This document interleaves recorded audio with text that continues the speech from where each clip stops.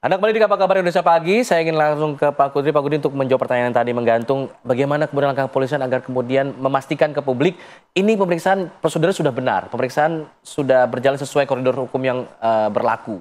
Ini bagaimana memastikannya? Saya kira harus melibatkan masyarakat ya. Seperti apa tuh? Ya misalnya dari perguruan tinggi ya. Kemudian ada beberapa katakanlah ya tokoh-tokoh masyarakat yang nggak usah diragukan integritasnya gitu, yang tidak mempunyai kepentingan apa-apa terhadap perkara ini kecuali ingin mengungkapkan kebenaran dan menegakkan hukum dan keadilan. Saya kira ya kita banyak integritas. Sebagai ahli pakar itu untuk memberikan masukan bukan selain masak itu mengikuti penanganan perkara itu ya.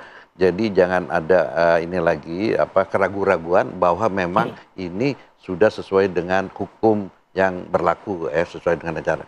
Saya mengerti bahwa ini kesulitan ya karena perkaranya ini sudah lama dan dahulu itu mungkin kalau kita lihat cerita ini tidak ditangani secara sesuai dengan SOP yang gitu ya. Karena yang pertama menangani kan sebenarnya bukan kepolisian yang berwenang ya, yang menangani perkara ini. Kemudian dibawa ke tingkat ke Polda baru ini ya. Jadi ini kan dalam perjalanan itu bisa bias perkara itu gitu ya. Dan betul nggak bahwa penanganan itu sebenarnya itu tidak ada katakanlah ya, campur tangan atau kepentingan intervensi lain pada ini. Jadi ini masalah. Dan ini kan sebenarnya menyangkut integritas institusi kepolisian gitu ya. Dan kenapa masyarakat begitu terlalu antusias ya merespon perkara ini? Karena kan ada rasa keadilan yang terusik ya gitu ya.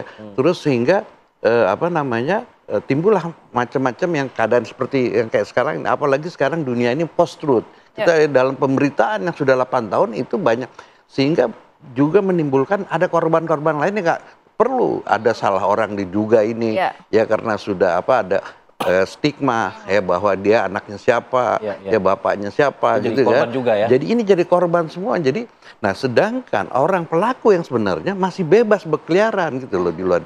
Ini kan yang menimbulkan di masyarakat, loh kok tiba-tiba ada film gitu loh. Iya kan, film gitu. Kalau aja nggak ada film, mungkin perkara ini nggak terungkap. Dan masyarakat ini akhirnya berpikir, jangan-jangan peristiwa ini atau perkara ini seperti fenomena puncak gunung es. Iya kan, perkara ini ketahuan. Iya kan, perkara yang lain kayak begini. Nah ini kan sebenarnya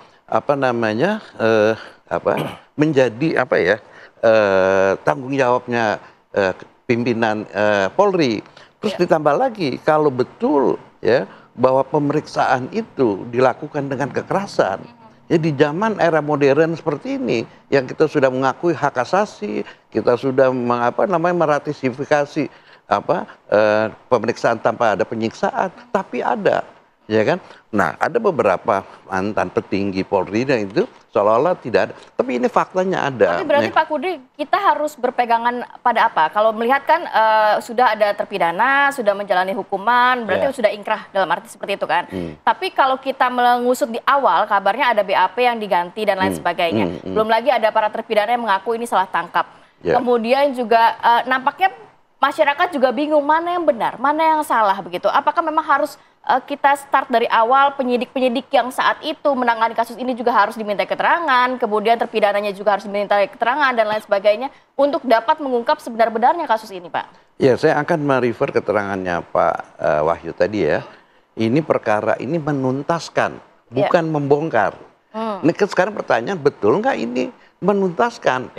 Karena sudah ada fakta bahwa orang yang terpidana yang sudah keluar, dia menyatakan dia tidak melakukan, tapi karena dia takut, karena dia itu akhirnya ini.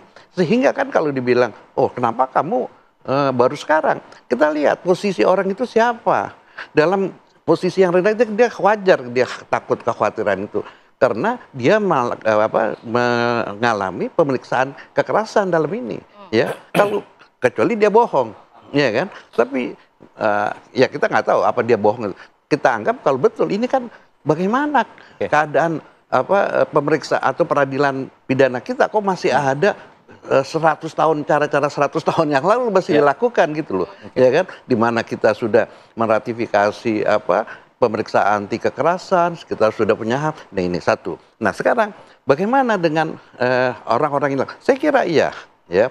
Saya kira ini sudah dilakukan oleh kepolisian. Tadi kita sebut ada audit, ya artinya ada pemeriksaan ulang. Nah sekarang secara internal Polri ya. Nah kalau permasalahannya perkara ini dibuka berdasarkan perkara yang lama itu sulit karena ini secara yuridis karena inkrah. Tetapi karena ada yang baru, ini dia yang 8 orang ini ya akan menjadi saksi terhadap pelaku yang belum pernah diperiksa. Oke. Iya kan itu. Berarti kalau misalnya nanti ada 3 DPO yang sudah tertangkap akan menjadi saksi, terpidana ini akan menjadi saksi saksi terhadap yang baru. Nah, sekarang kan pertanyaannya, apa betul dia DPO 8 tahun? Ya. Ya kan? Kalau kita lihat daftar pencarian orang kapan diumumkannya? Baru keluar baru-baru ini. Nah, kesulitannya saya kira memang memberikan katakan sketsa wajah. Orang-orang yang lama itu juga ragu gitu. Itu satu. Kedua, mungkin polisi hati-hati. Dia nggak mau kasih sketsa, jangan sampai salah tangkap lagi gitu loh. Ya ini gitu. Nah, jadi pertanyaan, apakah betul dia ini si Peggy? Oke. Iya kan? Kalau betul Peggy, apakah dia orang yang disuruh, apa memang dia intelektual provokatusnya, otaknya gitu loh. Nah, kita lihat, kalau dari lihat latar belakang keluarganya, apa iya dia punya kendaraan, dia bisa menjadi geng motor kayak ini gitu loh. Iya kan, itu kan publik kan menanya apa iya. Kalau melihat dari backgroundnya kayaknya warga sipil biasa ya, nampaknya tidak sulit untuk pihak kepolisian untuk menangkap, mungkin tidak sampai 8 tahun. Jadi kan yang dikatakan Peggy ini kan berdasarkan dari 8 orang ini. 8 orang ini apakah dia mau menyembunyikan pelaku yang lain? Dia menyebutkan orang sembarangan, kita nggak tahu. Ya kan kita nggak tahu. Lagi. Ya ini karena mereka, nah pertanyaannya sempat dicabut berita acara. Itu kan tanda-tanda bahwa sebenarnya ada sesuatu. Kita nggak tahu karena dia menyambut itu karena keinginannya sendiri atau ada orang lain yang menyuruh nyabut. Itu kan kita nggak tahu juga persoalan itu. Nah, salah satu keraguan itu juga ditunjukkan atau diungkapkan oleh kuasa hukum 5 terpidana nih. Ada Pak Yogi Nainggolan yang meragukan sosok Peggy ini karena menurut informasi yang ia terima bahwa si Peggy ini dilaporkan oleh pemilik kontrakan dia karena punya nama yang sama. Nah ini bagaimana kemudian dari pihak kuasa hukum dari keluarga Vina menanggapi hal ini? Bagaimana kemudian keluarga Vina bisa meminta kepastian bahwa sosok ini adalah Peggy yang dicari? Apakah ada langkah-langkah pasti begitu dari pihak keluarga? Iya Mas. Mbak Jadi Putri. Kami juga, iya baik-baik Mas. Perihal penangkapan tersangka baru yang di DPO, yang dikatakan itu adalah DPO, kami juga tentunya meminta kepada pihak kepolisian jangan juga terburu-buru sampai nanti ternyata salah tangkap juga gitu. Tentunya kami juga ingin sekali memastikan apakah benar yang ditangkap itu adalah Peggy yang diduga selama ini menjadi DPO. Ya harapan kami tentu nggak mau juga kami menjadi masalah di kemudian hari gitu, atau hanya ini menjadi satu omongan saja supaya tenang baik dari keluarga Vina maupun dari masyarakat Indonesia gitu kan, karena sudah tertangkap nih pelakunya gitu. Nah kami intinya kalau itu pun benar Peggy, berarti kan ini sangat mudah sekali untuk ditangkap gitu. Kenapa harus nunggu 8 tahun? Nah, kalaupun nanti itu bukan Peggy, ya berarti kan kita harus mencari lagi, Mas. Itu lebih baik pelan tapi pasti, tapi jangan juga akhirnya pelan tidak ada kepastian begitu. Ya, Pak Putri, kalau kita mendengar dari media sosial kuasa hukum dari almarhumah Vina, ya Bang Hotman begitu ya, sempat menyatakan ada keterkaitan dengan mantan pejabat daerah dan lain sebagainya. Berarti sudah mengantongi dong, kira-kira siapa ini kalau kuasa hukum sudah mengatakan ke publik, berarti sudah ada dong kira-kira siapa yang diincar, yang dicari, yang DPO ini?